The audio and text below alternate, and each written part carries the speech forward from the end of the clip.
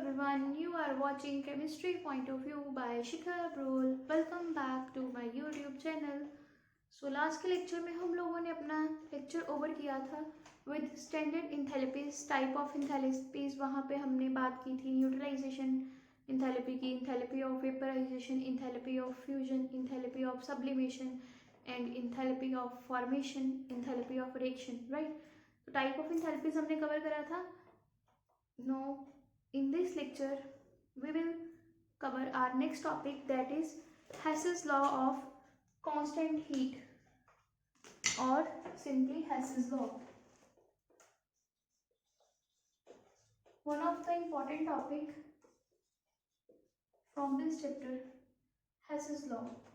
According to this law, the total heat change during a reaction is the same whether it is carried out in one step or in several steps. तो हेसिस law का मतलब क्या हुआ? इस definition के according कोई भी reaction जो एक या एक से ज़्यादा स्टेप्स में होगी बट जो सम ऑफ एनर्जी यूज होगी वो सेम रहेगी, चाहे आप रिएक्शन एक स्टेप में करो, चाहे आप वही रिएक्शन 2 या 3 स्टेप में करो. Right, or in other words, write down in other words, enthalpy change during a process depends on the nature of initial reactant and nature of final product, but is independent of the path by which the manner is brought about. काम करने का वे matter नहीं करता, जो energy होगी वो same रहेगी. On the basis of Hess's law we state that delta H is a state function. Because हमने पढ़ा था स्टेट फंक्शंस क्या होते हैं. स्टेट फंक्शंस वो फंक्शंस होते हैं वो पाथ पे डिपेंड नहीं करते, वो स्टेट पे डिपेंड करते हैं. Right, now write down experimental verification of Hess's law. हम एक्सपेरिमेंट के साथ ही वेरीफाई करेंगे कि हेसिस लॉ कैसे एप्लीकेबल है और कैसे डेल्टा एच जो है वो कांस्टेंट रहता है अगर आप रिएक्शन को एक या दो से ज़्यादा स्टेप्स में कवर करते हो. राइट, तो let us convert carbon to carbon dioxide in 2 different ways. Number 1, directly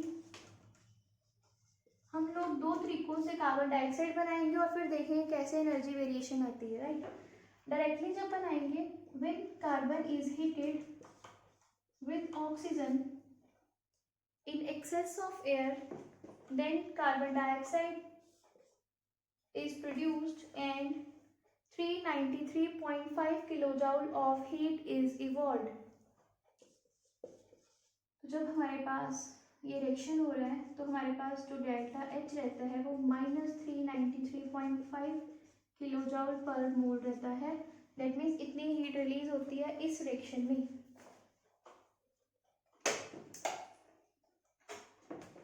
second, indirectly अगर हम इनडायरेक्टली देखें, carbon is first oxidise to carbon monoxide. पहले हम कार्बन को कार्बन मोनोऑक्साइड में कन्वर्ट कर लेंगे, then it get converted into carbon dioxide.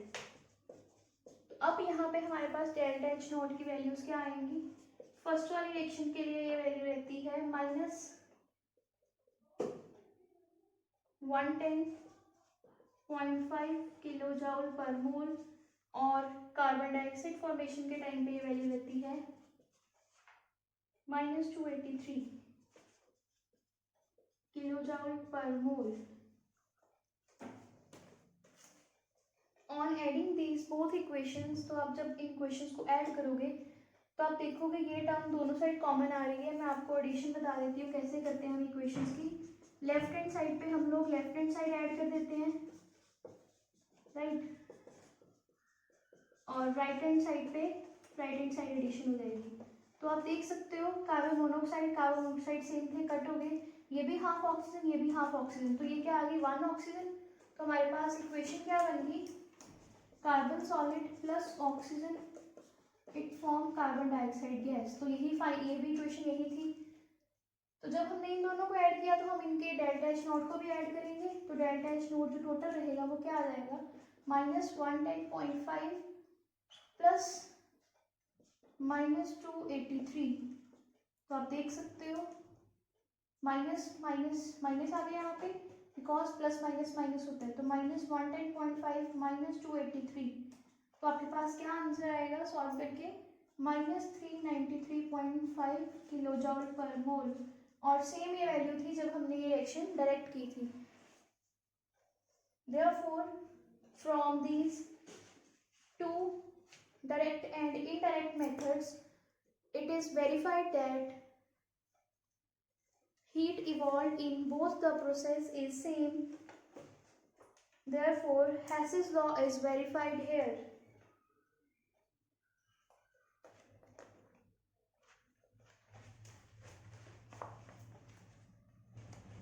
ये था Hess's law।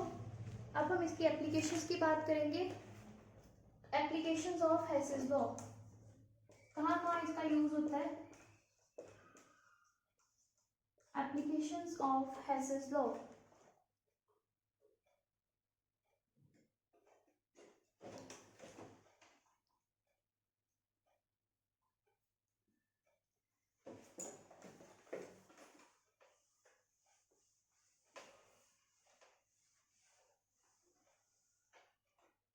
Application of Hess's law में हमारी फर्स्ट एप्लीकेशन है, it helps to calculate the enthalpy of formation of a substance.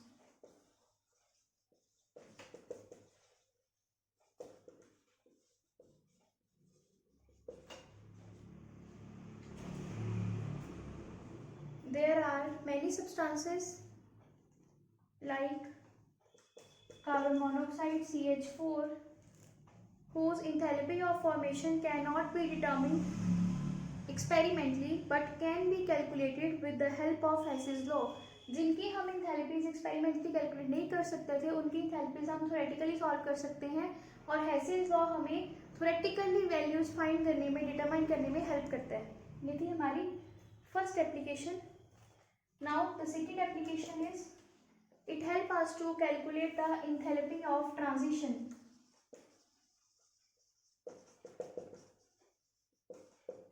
enthalpy of transition का मतलब क्या है, कोई चीज फॉर एग्जांपल अगर कार्बन ग्रेफाइट है वो कन्वर्ट हो रहा है कार्बन डायमंड में,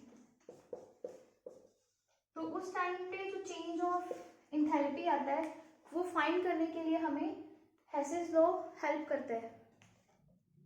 जैसे हमने पीछे वाले अभी वेरिफिकेशन में यूज किया वैसे ही यहाँ पे हम Hess's law अप्लाई करके फाइंड कर सकते हैं दो इक्वेशंस को। तो इस तरह से ये एप्लीकेशंस है Hess's law की। थर्ड एप्लीकेशन है, इट इज हेल्पफुल और useful to calculate the enthalpy of hydration. enthalpy of hydration find करने में हमें, कैलकुलेट करने में हमें Hess's law हेल्प करता है। कितने अमाउंट ऑफ वाटर ऐड होने पे हमारे पास कितने अमाउंट ऑफ एनर्जी रिलीज हो रही है या एब्जॉर्ब हो रही है, उस चीज को भी हमें Hess's law फाइंड करने में हेल्प करता है। फॉर एग्जाम्पल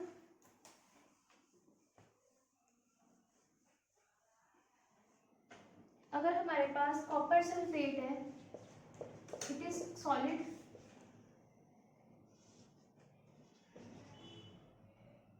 आपको ये फ्लो चार्ट इसी फॉर्म में, रिएक्शन इसी फॉर्म में याद रखनी है।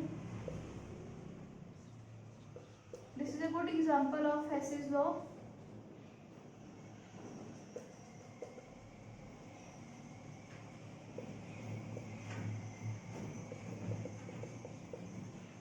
डेल्टा H3 आपको गिवन है, डेल्टा H1 आपको गिवन है।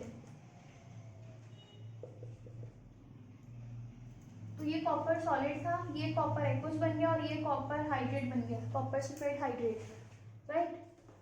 तो अगर आप यहाँ पे अप्लाई करो Hess's law, तो Hess's law में क्या था कि जो एनर्जी एक स्टेप में यूज होगी वही एनर्जी दो स्टेप्स के लिए यूज होगी। तो आप अगर Hess's law जानते हो तो आप ये बता सकते हो कि कॉपर सॉलिड से कॉपर वाटर जाते टाइम हमारे पास जो डेल्टा H है ये कितना रहेगा। तो ये फाइंड करने में हमें Hess's law हेल्प करता है। हम थ्योरेटिकली कैलकुलेशन कर सकते हैं। हम लिखेंगे by applying Hess's law delta H1 is equals to delta H2 plus delta H3, और डेल्टा H2 हमें नहीं पता, उसको x ले लिया, इसकी वैल्यू हमें दी हुई है और ये वैल्यू भी हमें गिवन है, तो हम x फाइंड करेंगे। तो x will be equals to -66.5 -1.7, तो x की वैल्यू आपके पास आएगी 78.2 किलो जूल, राइट। सो इस एप्लीकेशन के अकॉर्डिंग हम ये बता सकते हैं कि जो हमारे रिएक्शन है, फॉर एग्जांपल अगर एक रिएक्शन है ए से बी जा रहा है और ये रिएक्शन, इस रिएक्शन के अगर डेल्टा HR इतना है, तो अगर ये रिएक्शन इतने स्टेप्स में हो रही है तो ये डेल्टा H1, ये डेल्टा H2 और ये डेल्टा H3 है, तो जो डेल्टा HR होगा वो किसके इक्वल होगा, इन सबके सम के इक्वल। ये है इस हेसिस लॉ का concept, that is Hess's law of summation of energy.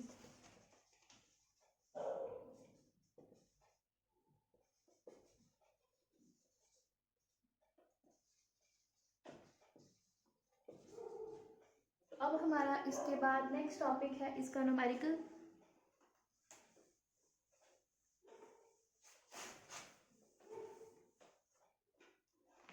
Numerical आपकी स्क्रीन पे विजिबल है।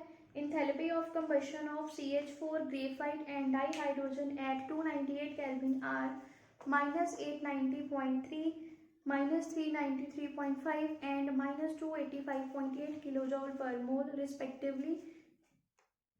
Calculate the enthalpy of formation of CH4. तो CH4 के लिए आपको फाइंड करना है, तो that means required equation is,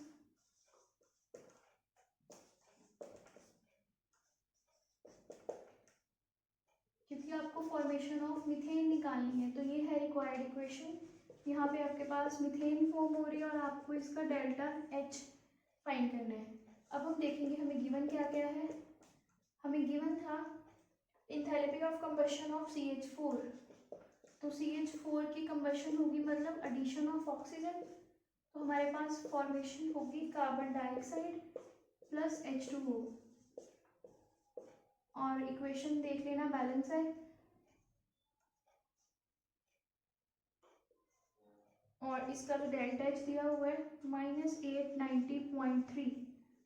second जो इक्वेशन गिवन है कंबशन ऑफ ग्रेफाइट, तो ग्रेफाइट क्या होता है, कार्बन सॉलिड, तो हमने इसकी इक्वेशन लिख दी।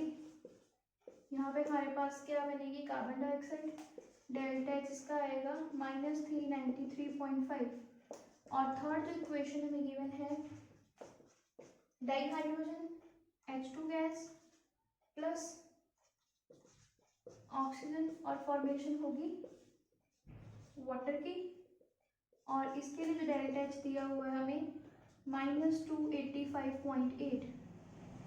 अब हमें इन तीन इक्वेशंस को इस तरह से रीअरेंज करना है कि हमारे पास ये इक्वेशन बने। जब हम ये इक्वेशन बना लेंगे तब हम डेल्टा H इस रिएक्शन का फाइंड कर लेंगे। तो यहाँ पे आपको कंसेप्ट यूज करना है जो आप लोगों ने 10th क्लास में चैप्टर नंबर 3 में किया था, सब्स्टिट्यूशन और एलिमिनेशन मेथड, जिसमें आप इक्वेशंस को रीअरेंज करते थे और वहाँ से आप रिक्वायर्ड इक्वेशन निकालोगे। तो इन इक्वेशंस को आपको पहले फाइंड करने के लिए देखना होगा कि आपको प्रोडक्ट वाली साइड पे क्या चाहिए। तो आपको प्रोडक्ट में चाहिए CH4, मतलब एक हमें ये चीज़ चाहिए, उसके बाद हमें चाहिए कार्बन सॉलिड और एक हमें चाहिए हाइड्रोजन। इसके अलावा हमें अब बाकी जो चीज़ें बच गई उनके बारे में देखना कि वो किस तरह से कैंसिल हो सकती हैं।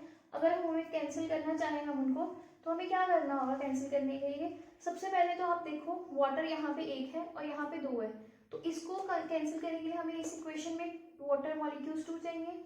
उसके बाद अगर ऑक्सीजन की बात करें तो यहाँ पे एक ऑक्सीजन है, यहाँ पे हाफ ऑक्सीजन है और यहाँ पे 2 ऑक्सीजन है, तो यहाँ पे भी हमें 2 से मल्टीप्लाई कर दें अगर इक्वेशन को, तो हमारा काम सॉर्ट आउट हो जाएगा। तो हम क्या करेंगे, सबसे पहले हम करेंगे multiply equation 3/2, step by step करना, मल्टीप्लाई इक्वेशन 3/2 और नंबर 3 में वही रखती हूँ जो मैंने यहाँ मेंशन की है। तो हमारे पास ये इक्वेशन क्या आ गई, 2H2 गैस प्लस 2 से 2 कैंसिल हो गया, O2 gas gives to H2O liquid. अब इसके अकॉर्डिंग हमारे पास ये चीज़ तो आ चुकी है। अब हमें बाकी चीज़ें चाहिए, कार्बन और मीथेन चाहिए। अब हम क्या करेंगे, अगर इस इक्वेशन को हम लोग ऐड कर दें सेकेंड इक्वेशन में, राइट, तो हमारे पास 2 ऑक्सीजन भी बन जाएंगी, जो यहाँ पे फिर हम कैंसिल कर सकते हैं माइनस करके। नाउ इसको बना लो equation number 4, add equation 4 and 2, इसको और इसको एक ऐड कर दो। जब इन दोनों इक्वेशंस को ऐड किया तो हमारे पास लेफ्ट हैंड साइड क्या आ गई, कार्बन सॉलिड, ये भी ऑक्सीजन और ये भी ऑक्सीजन, 2O2, और एक बचा ये 2H2 gas. Right hand side देखो, कार्बन डाइऑक्साइड आई हमारे पास और साथ में आ गया वाटर, और यहाँ पे वाटर 2 थे, ये चीज आ गई। अब इसको लिख लो equation number 5। Now subtract equation 5 और 1। अगर आप सब्ट्रैक्ट करोगे इक्वेशन नंबर 5 से इक्वेशन नंबर 1 तो आपके पास सारे टर्म्स आ जाएंगे और चीज़ें कैंसिल होती हैं वो कैंसिल हो जाएंगी। तो अब इसके बाद वाला जो स्टेप है मैं यहाँ ऊपर करूँगी, तो आई होप आपने नोट कर लिया और रिक्वायर्ड इक्वेशन लिख ली हो। Now subtract equation 1 from equation 5।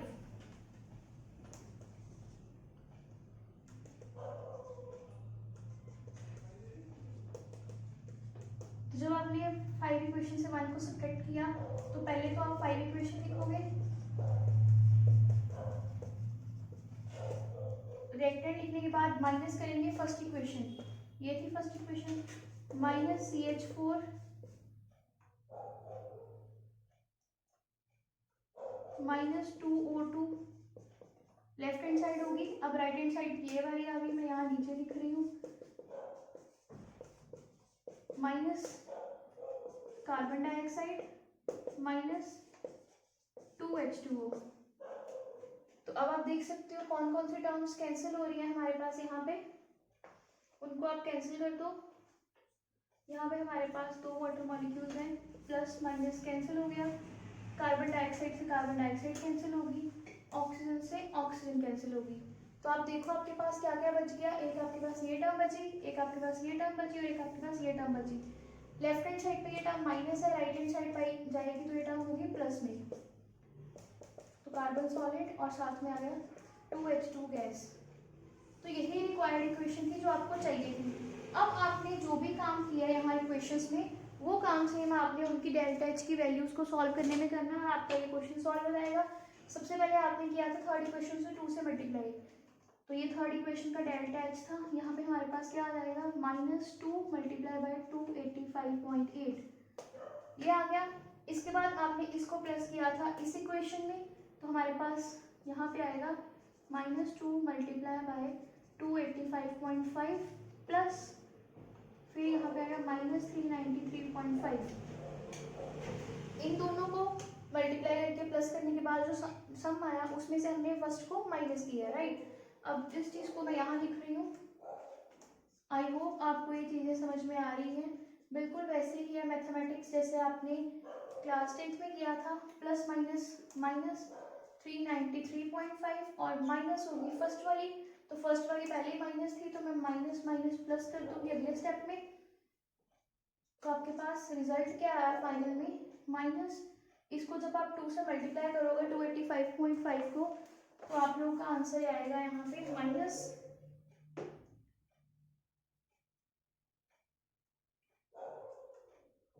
Total overall निकाल देती हूँ मैं यहाँ पे 74.8 किलो जूल।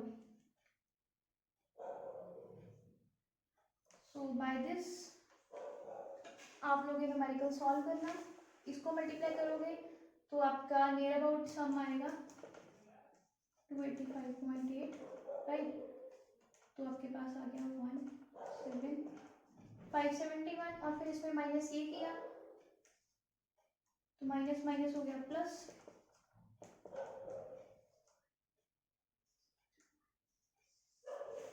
$965.1 और ये टर्म साथ में आपने इसमें से करनी है सब्ट्रैक्ट, तो 965.1 माइनस 890.3, तो आपके पास ये आंसर प्लस में आएगा। बिगर टर्म के साथ माइनस था, यस, तो माइनस में ही रहेगा, सॉरी। यहाँ ये आंसर -74.8, क्योंकि इसको आप जब सॉल्व करोगे तो माइनस प्लस माइनस होता है और बिगर के साथ नेगेटिव साइन था, तो आ गया -74.8 किलोजूल पर मोल। इसी तरह से आप लोगों ने क्वेश्चन सॉल्व करने हैं और अगला क्वेश्चन जो स्क्रीन पे आ रहा है उसकी आप प्रैक्टिस करना, राइट। तो इसके साथ हमारा हेसिस लॉ खत्म होता है। अब हमारा नेक्स्ट टॉपिक है बॉन्ड एंथैल्पी पे based.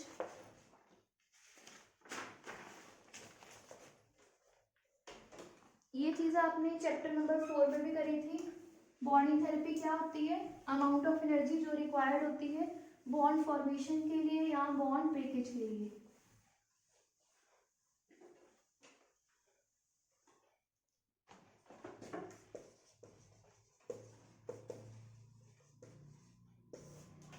Bond enthalpy. It is defined as the amount of energy required to break 1 mole of bond of a particular kind in a gaseous molecule. For example, अगर हम hydrogen gas को break करते हैं hydrogen atoms में, तो जितनी energy होगी that will be the bond energy, और यहाँ पे वो होगी 435.8 किलोजूल पर मोल। In case of diatomic molecules, bond enthalpy and bond dissociation energy have same value। जैसे कि डायटोमिक है, दो ही एटम्स है, तो इनकी बॉन्ड फॉर्मेशन और बॉन्ड ब्रेकेज, दो हाइड्रोजन के कंबाइन होने के लिए जितनी एनर्जी है उतनी ही इन दोनों के बॉन्ड को तोड़ने के लिए एनर्जी लगेगी, तो वो भी हमारे पास सेम रहेगी, right. But in case of polyatomic, ये बात हुई डायटोमिक में। अगर हम बात करें इन केस ऑफ पॉलीएटॉमिक, जब हमारे पास दो से ज़्यादा एटम्स हैं किसी मॉलिक्यूल में, in that time bound enthalpy is average of the bond dissociation enthalpies of the same kind of bonds. For example, अगर हमारे पास वाटर मॉलिक्यूल है, तो वाटर में आप देखते हो आपके पास 3 एटम्स हैं, मतलब वो पॉलीएटॉमिक है, H2O, और इसका स्ट्रक्चर देखो तो आपके पास 2 OH बॉन्ड है, राइट। तो जो इस मॉलिक्यूल की बॉन्ड एंथैल्पी होगी दैट विल बी एवरेज, दोनों का सम होगी first bond plus second bond formation के टाइम पे जो एनर्जी लगेगी या बॉन्ड ब्रेकेज के टाइम पे जो एनर्जी होगी। फॉर एग्जांपल, अगर आप इसको ब्रेक करते हो तो पहले स्टेप में हमारे पास H2O जो ब्रेक होगा OH और H की फॉर्म में रहेगा, राइट। अगर हम इसको सिंप्लीफाई करके लिखें तो हम ऐसे लिख सकते हैं इसको, तो पहले हाइड्रोजन सेपरेट हो गया, फिर OH सेपरेट हो गया, और अगले स्टेप में ये OH सेपरेट होगा। तो ये जो 2 स्टेप हुए यहाँ पे, एक बार इस बॉन्ड को तोड़ने के लिए एनर्जी लगी और एक बार इस बॉन्ड को तोड़ने के लिए एनर्जी लगी, तो जो 2 एनर्जीज का सम था यहाँ पे that is the average. Total लगेगा यहाँ पे डेल्टा H, वो डेल्टा H1 और डेल्टा H2 होगा विच इज द एवरेज। और एवरेज जब भी आप निकालते हो तो जो दोनों एनर्जीज आती हैं उनको हम साथ में क्या करते हैं, डिवाइड बाई 2। यहाँ पे वाटर के केस में मैं आपको वैल्यू बताती हूँ, जब H2O में एक H बॉन्ड ब्रेक होता है, मतलब जब ये एक बॉन्ड ब्रेक होगा तो H अलग हो गया, OH अलग हो गया, उस टाइम पे जो डेल्टा H रहता है इस रिएक्शन के लिए उसकी वैल्यू होती है 498 किलोजूल पर मोल। और जब ये OH था, इसका बॉन्ड भी ब्रेक हो गया, उस टाइम पे जो एनर्जी लगेगी 430 किलोजूल पर मोल। तो अब अगर हम बात करें average bond enthalpy of OH bond की इस केस में, तो यहाँ पे हमारे पास जो डेल्टा H रहता है, या फिर आप ऐसे लिख सकते हो average bond enthalpy of OH bond that will be equals to delta H plus delta H upon 2, 498 plus 430 by 2, तो ये आएगी 464। मैं यहीं पे वैल्यू पुट कर देती हूँ, 498 प्लस 430 अपॉन 2, तो आपके पास आंसर कितना आ गया, 464 किलोजूल। 928 अपॉन 2, 464 किलोजूल, इतनी एनर्जी रहेगी एवरेज पॉलीएटॉमिक मॉलिक्यूल में। ऐसे ही आप किसी भी मॉलिक्यूल के लिए निकाल सकते हो। अब हम इसकी एप्लीकेशंस की बात करेंगे। Applications of bond enthalpy,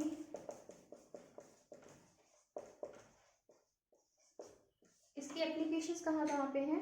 it helps to find the enthalpy of reaction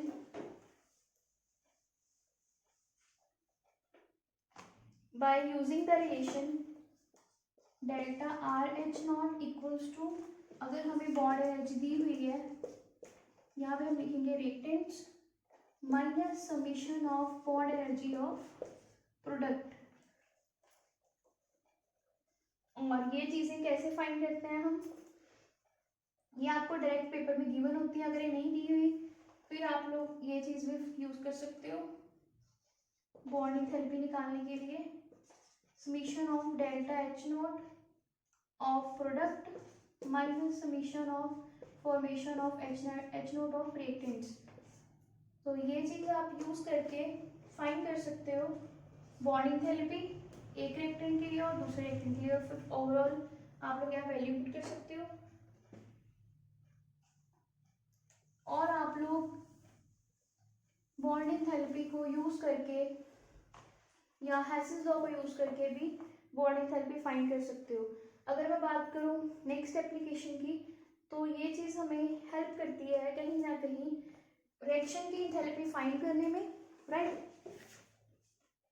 जैसे फॉर एग्जांपल आप क्वेश्चन देखिए, calculate the bond enthalpy of HCl given that the bond enthalpy of H2, bond enthalpy of Cl2 are 430 and 242 kilojoule per mole, and delta F of H0 of HCl is -91 kilojoule per mole। तो आपको यहाँ पे find करनी है bond enthalpy of HCl। तो इसको find करने का बेस्ट मेथड क्या है? आपको डेल्टा H0 निकालना है, राइट। तो आप यहाँ पे पहले इक्वेशन लिखोगे, half of H2 gas plus half of chlorine gas, तो आपके पास HCl फॉर्मेशन होगी, HCl गैस, राइट। और इसकी आपको डेल्टा H की वैल्यू दी हुई है -91, मतलब आपको ये टर्म दे दी हुई है, राइट। और आपको ये टर्म्स के बारे में देखना है अभी। तो आप लोग क्या करोगे, फॉर्मूला लिखना है यही चीज़ नीचे, राइट डाउन दिस फॉर्मूला। और इस फॉर्मूला में अब आप देखोगे delta H is equals to, अगर हम बात करें रिएक्टेंट्स की, तो रिएक्टेंट्स हमारे पास दो थे, एक ये था और एक था क्लोरीन, 242/2। 2 मैं इसलिए डिवाइड कर रही हूँ बिकॉज यहाँ पे हमने हाफ ऑफ मॉलिक्यूल लिया है यहाँ पे, माइनस प्रोडक्ट की हमें दी नहीं हुई, HCl की हमें नहीं दी हुई बॉन्ड एंथैल्पी, और वही हमें फाइंड करने को बोला है, तो उसको हम ऐसे आने देते जैसे यहाँ पे था। ये चीज़ हमें पता थी -91, इसको हम सॉल्व करेंगे तो हमारे पास आएगा 215 + 121 माइनस, इसको हम x ले लेते हैं, तो यहाँ से हम अगर x फाइंड करेंगे तो वो आएगा 427। This will be the bond enthalpy of HCl जो हमें फाइंड करने को बोला हुआ था। So by using this bond enthalpy we can find the enthalpy of reaction.